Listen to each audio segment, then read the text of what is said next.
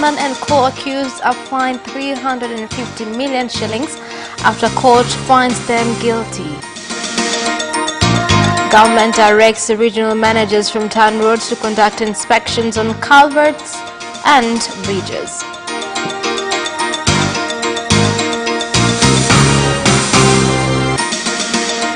And in sports, Taifa Stars coach Atiene Ndairagije names a 34-man squad that will start preparations for the Africa Cup of Nations qualifiers against Tunis. Good evening, this is Capital News at 9:30. My name is Khadija Zimbwe. First, the national news. Kisutu resident magistrate court in Dar es Salaam has sentenced the chairman of Chadema, Freeman Mbowe, and other accused to pay a fine of 350 million shillings or serve a 5-month jail term after being found guilty of 13 offences, which include that of holding an illegal gathering. It took 4 hours for the ruling to be given by Principal Resident Magistrate Thomas Simba after hearing testimonies from 23 witnesses against the defense and from the Republic. Police security was strengthened outside the court building when the ruling was being read. In the ruling, Freeman Mbowe is to pay a fine of 70 million shillings, Halim Amde 40 million shillings, Dr. Vincent Mashinji 30 million shillings, John Mihika 30 million shillings, Salum Walim 30 million shillings, Peter Msigo 40 million shillings, and Esther Bulaya 40 million shillings, Esther Matiko 30 million shillings, and John Heche 40 million shillings.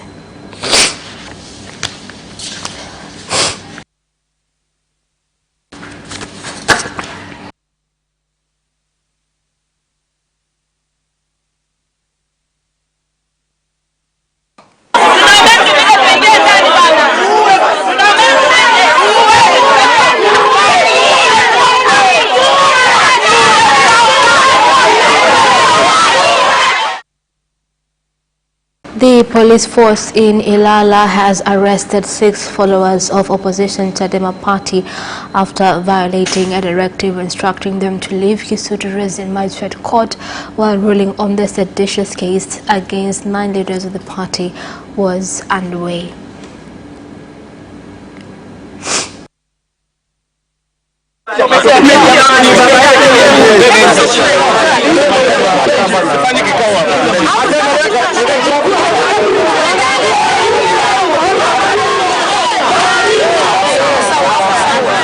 Nafasi ya kuendelea kukaa hapa mkiwa,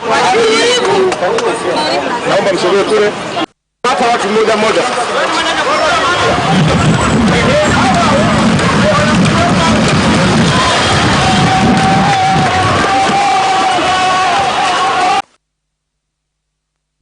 Prime Minister Kassim Majaliwa has directed regional managers of Tanzania Roads Agency TANROADS to ensure they inspect culverts and bridges along main roads and to take immediate action to repair them whenever the need arises in order to prevent disasters such as the recent destruction on Kiegea Bridge along the Morogoro-Dodoma road last week. Prime Minister Kassim Majaliwa gave the directive after an inspection tour on rehabilitation of Mkange Kiegea Bridge in Morogoro. Radio managers wote wajenge tabia ya kufanya ukaguzi wa madaraja. Managers must routinely check all bridges and culverts where there has been rain to be certain that water can pass without any obstruction. Tufanya hapa ni kuhakikisha kwamba magari yote yanapita. Tumetengeneza bypass hapa chini. What we have done is to enable all vehicles to pass. We've constructed a bypass at the bottom, so we have to level it. The culverts are small. They should be 39 meters, but because we had to work fast to allow vehicles to pass, we could only get of that size. This means that we will have to increase the size. I've spoken with him. He was brought in as an expert. Heavy rain has caused destruction on part of the road from Mtoa Mbu to Loliondo in Ngorongoro District, Arusha region, causing vehicles to become stranded. Tanzania Roads Agency Town Road has said that the rain has also affected construction of the 49-kilometer tarmac road, which is being built by the government at a cost of more than 89 million shillings.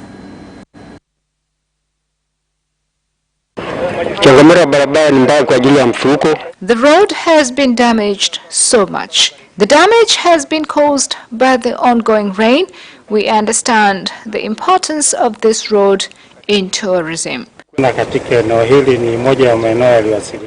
This is one area affected by the rain, but this road is faced with so many challenges given its geographical location. So we are addressing these challenges according to how much money is at our disposal. We've requested for emergency funds for the areas most affected. Na kwamba barabara hii ya kutoka Mtoa Mbu mpaka Waso ni barabara ambayo tayari serikali ya awamu ya 5 imeshaanza kuifanyia kazi. The fifth phase government has already started work on this road, and it is to be tarmacked 49 kilometers. Funds have been set aside and the contractor is on site. Kingine ambacho kitaenda kwenye awamu ya 2 na 3 ili kiweze kukamilika, tumeona kuna changamoto kidogo.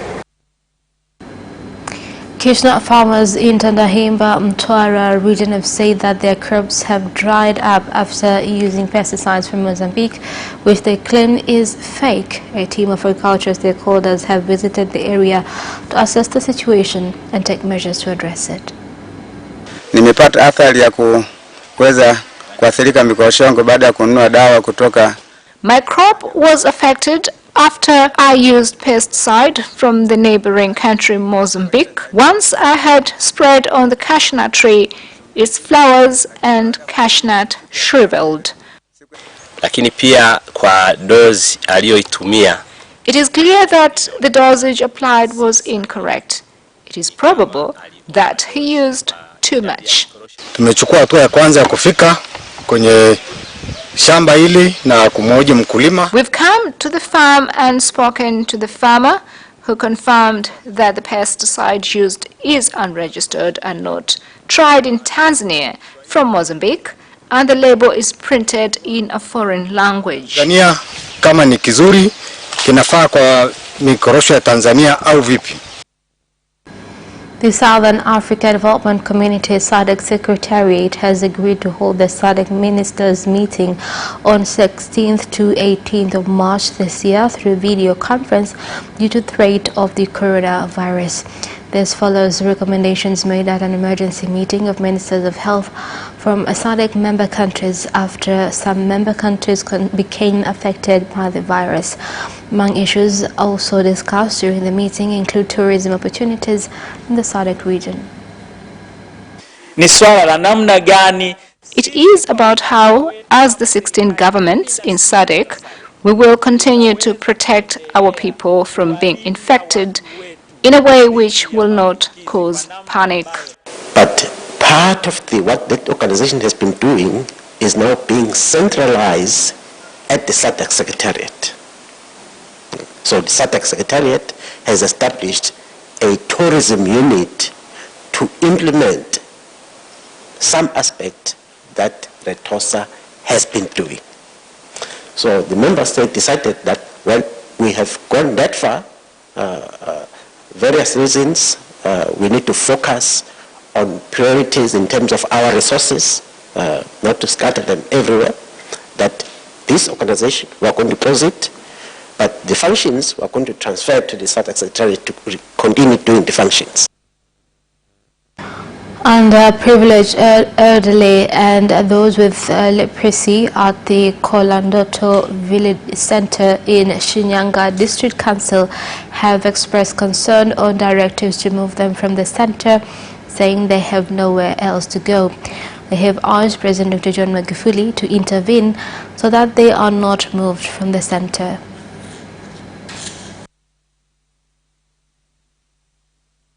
Hapa taarifa iliyotupata hakika kwenye What has happened has greatly saddened us because we are being asked to leave. Despite of the celebrations, our hearts are in pain. So as women and mothers, we're asking you, how are you going to help us? They have been instructed to leave this place, but some have been abandoned. We ask the government to take this into consideration, especially now when they have aged. Iwasamehe hawa wazee, yani waangalie kwa jicho la huruma, wamekuwa watu wazima. The Minister of Land, Housing and Settlement Development, William Lukuvi, has said that Kilimanjaro is behind other regions by 50% with the least number of residents who own land, and that this has contributed to land disputes. Minister Lukuvi made the statement when addressing district commissioners, directors and land experts in Kilimanjaro region on amendments made on various land systems from a zonal to regional level. Yenu wilaya hamuishii tu katika kupanga, kupima na kumpa mtu hati. The duty as a district does not end in surveying and issuing title deeds, but your last responsibility is to ask the owner to pay land tax.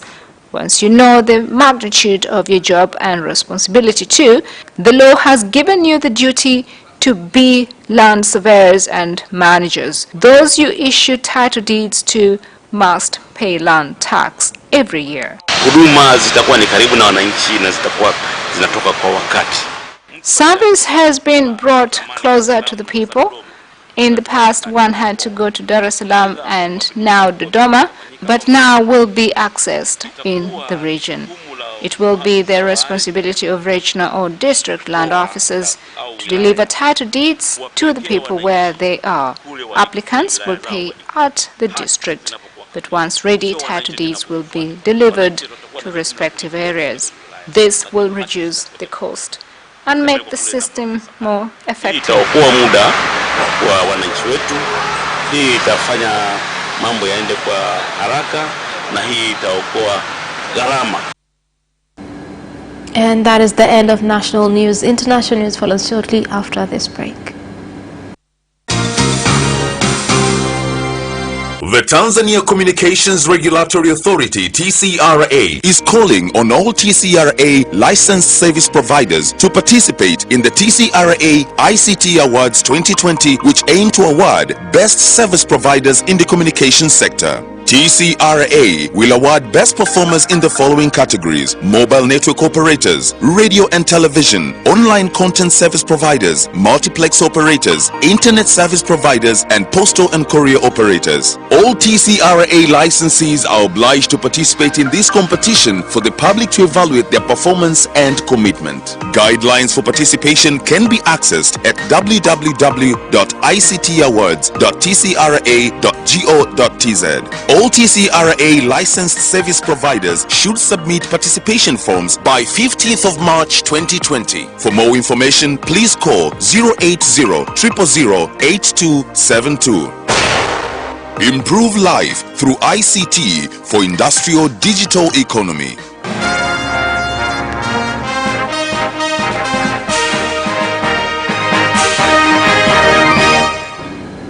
Welcome back, and in international news.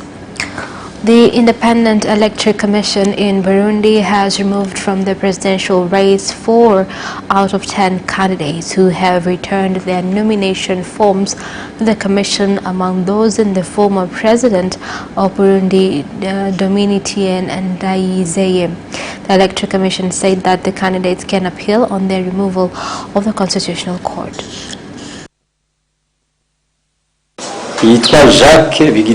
Our job is to work for the people. Any leader must be aware of that, as well as be kind to the people of Beni, Burundi.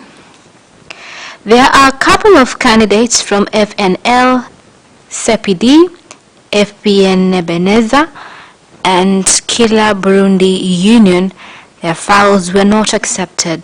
Meanwhile, the Electoral Commission Act stipulates that whoever is not satisfied, they have the constitutional right to appeal. and that can be done in 2 days after the Electoral Commission has terminated their names. And the Minister of Agriculture in Kenya, Peter Munya, has refuted claims that the country faces the threat of food shortage due to the desert locust invasion. This comes as the desert locusts continue to cause massive destruction on crops, with 26 counties affected so far.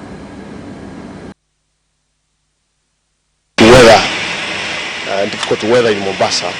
The 2 planes that were coming from South Africa that already landed in Mombasa couldn't take off this morning. The 6 counties that have been affected one way or another. Some of them just locusts passing through there or stopping and moving. The swarms that I told you split into smaller ones.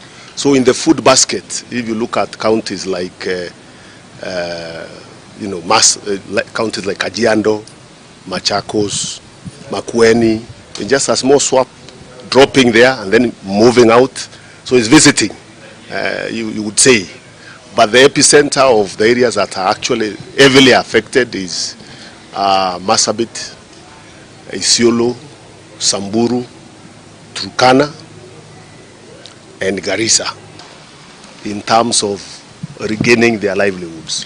And tomorrow we'll also be launching the assessment team that is going to be 3 assessment teams that will be traveling to the 6 regions that are affected to do rapid assessment to give us an indication of what we need to do. And that is the end of international news. Business news follows shortly.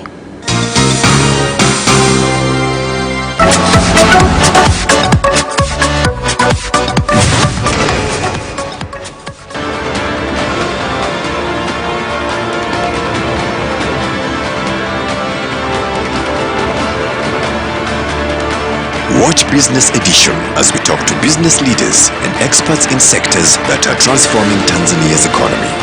We believe that the driver is the customer. To change the mindset of traditional HR to the digitalization.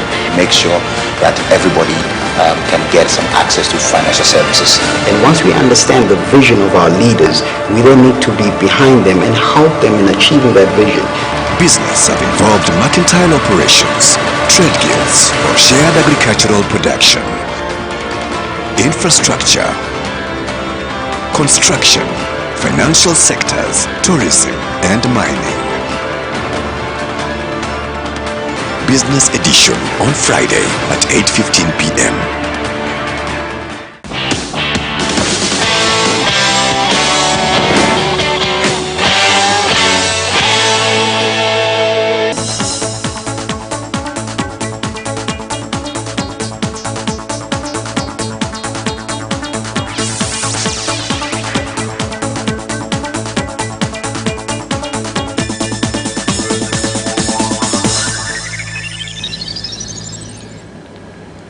Welcome back, and in business news. The government of Zanzibar has said it has started a process to generate power from alternative energy sources in order to reduce dependence on power from outside the Isles. First results of the research done shows that it is important to carry out feasibility studies of the energy resource so that it will allow easy production and implementation of the energy. The second phase will focus on another alternative source of energy, which is wind power, where the report was completed since 2017. Currently, the government is looking for investors to enter into partnership.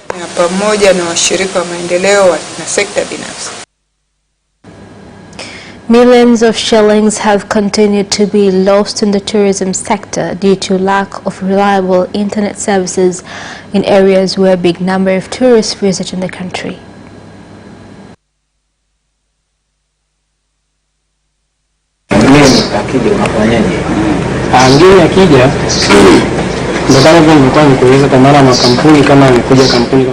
Companies have to follow the procedure of completing payments online, and for private people who will pay through these machines, that do not use network has the capacity of issuing receipts. These machines are used in Ngorongoro, Monduli. And Monduli. They are quite effective here since these areas have network problem. Swapping machines are good, but we still have the challenge of network. The problem of network is big in this area because even in my office there is no network. I have personally prohibited any form of communication apart from emails. Right now we have formed a committee to follow up on this matter. And fishermen in Kalambo district, Rukwa region have been called on to look for opportunities after opening of Kasanga fish market instead of smuggling fish into neighboring Zambia.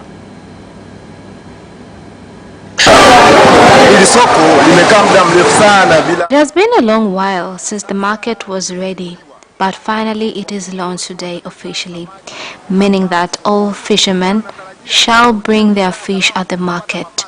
Kalambo Municipal Council will have another source of income. And that is the end of business news. Sports news follows next after the break. Away first time, good start from Bolt. Bolt leading a moment of going away. Gay trying to go with him, and he's going being dragged through to second place, but he's going to win it by 2 meters. Away first time, good start from Bolt. Bolt leading a moment of going away.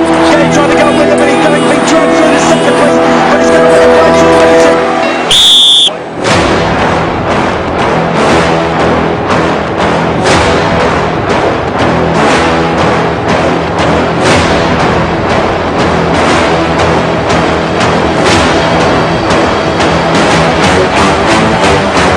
Opposition, Joaquinho, he did lose to Lent.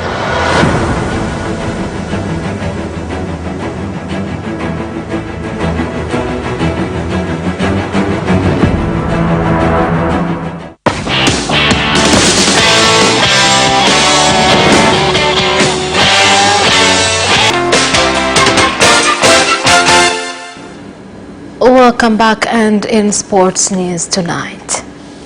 The national team head coach has named a 34-man squad that will start preparations for the Africa Cup of Nations qualifiers against Tunis on March 27th and 30th, as well as the CHAN Championships. Na kikosi kinatarajia kuingia kambini Alhamis ya Machi 12.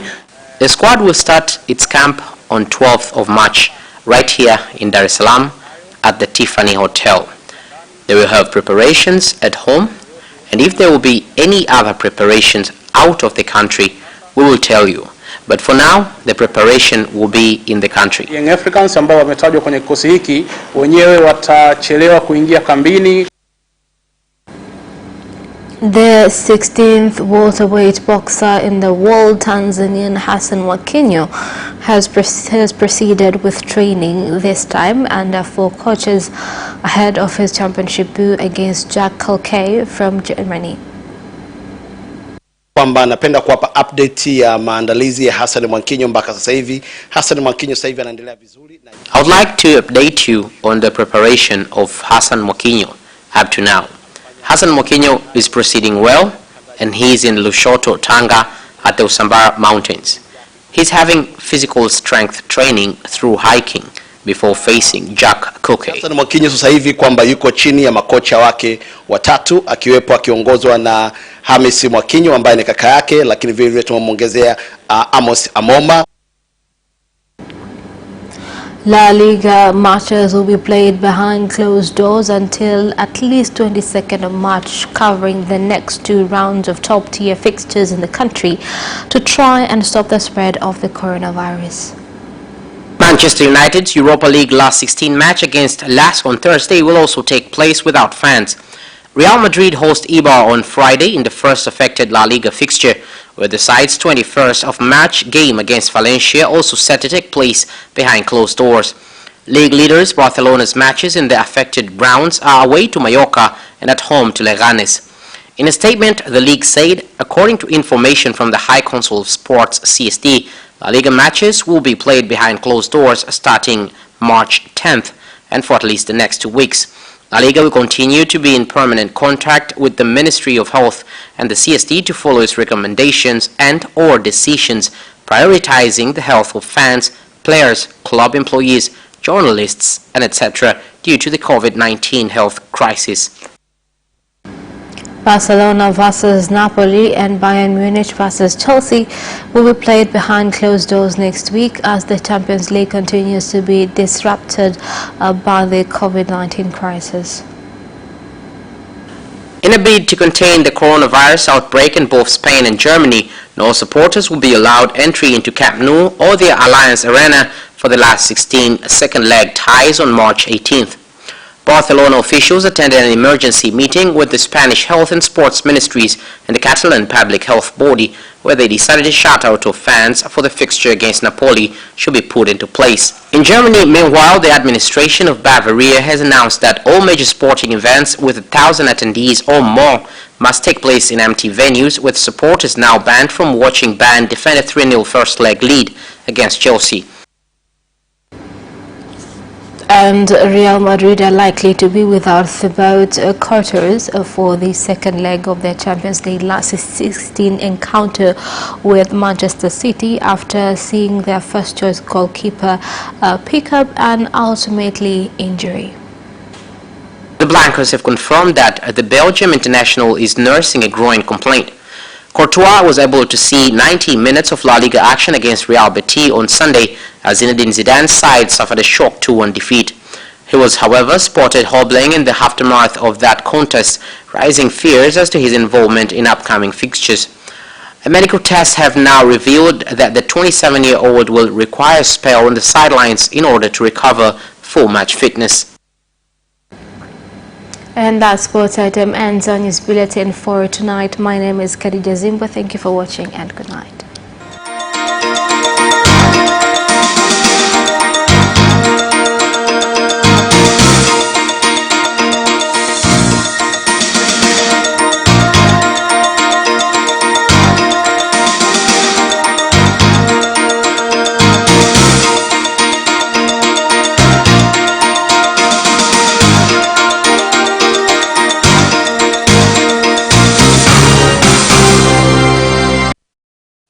You can watch Capital News live on our social media accounts, YouTube Capital TV and Facebook Capital Television Tanzania from Monday to Friday at 9:30 p.m. Don't forget to subscribe and put notification on.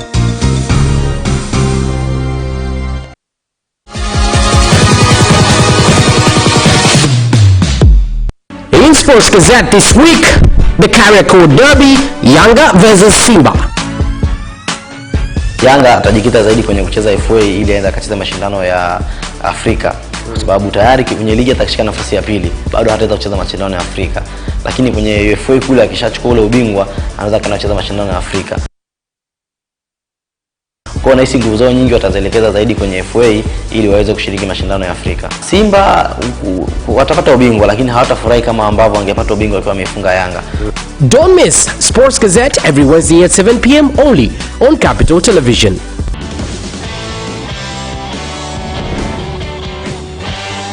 Wizara ya Afya, Maendeleo ya Jamii, Jinsia, Wazee na Watoto inatoa taarifa na tahadhari kwa umma kuhusu mlipuko wa ugonjwa wa homa kali ya mapafu inayosababishwa na kirusi aina ya corona uliozikumba baadhi ya nchi duniani. Ugonjwa huu huambukizwa kwa njia ya hewa pale mtu mwenye virusi hivyo anapokohoa au kupiga chafya. Njia nyingine ya maambukizi ni kwa kugusana au kugusa majimaji ya mwili au kamasi kutoka kwa mtu mwenye ugonjwa huo. Dalili za ugonjwa huu ni pamoja na homa na mafua makali, kuumwa kichwa, mwili kuchoka, kikohozi, maumivu ya misuli, vidonda vya koo, kubanwa mbavu na kupumua kwa shida. Uonapo mtu mwenye dalili za homa kali ya mapafu, piga simu nambari 0800-110-124 bila malipo. Kumbuka, hadi sasa ugonjwa huu haupo nchini Tanzania. Hata hivyo, kutokana na mwingiliano mkubwa uliopo kati ya Tanzania na nchi nyingine, ni muhimu kuchukua tahadhari ili kuzuia ugonjwa huu usi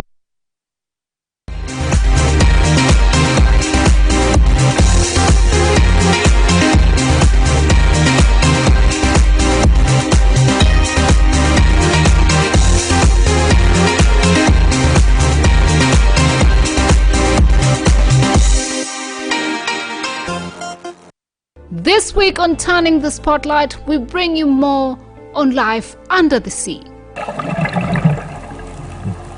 In addition, we'll be talking about how effective the ban on illegal fishing has been on communities along the coastline. Ulivo deep sea dive kwa mara ya kwanza, umeniambia kwamba umeona mandhari mazuri sana. Unaweza kutuelezea labda baadhi ya samaki na viumbe wengine ambao wako chini ya maji katika ile lugha ya Mtanzania wa kawaida ambaye anaweza kuielewa? Mimi mara ya kwanza kabisa nilivozamia, maana yake mimi first time naenda kuzama deep sea, nilizama na mwalimu wangu Joseph Mapunda. Tulizama sehemu moja inaitwa Kankadia. Site moja nzuri sana. Ipo hapa Coco Beach. Kama ushafika Coco Beach, kuna meli zile nje pale. Nje ya zile meli kuna site moja pale inaitwa Kankadia. Mimi ndo site yangu ya kwanza kuzama. Pale mwalimu wangu ndo alinizamisha pale, lakini mandhari niliyokuta chini na vitu nilivyovikuta chini, niliona vitu vingi. Niliona pweza.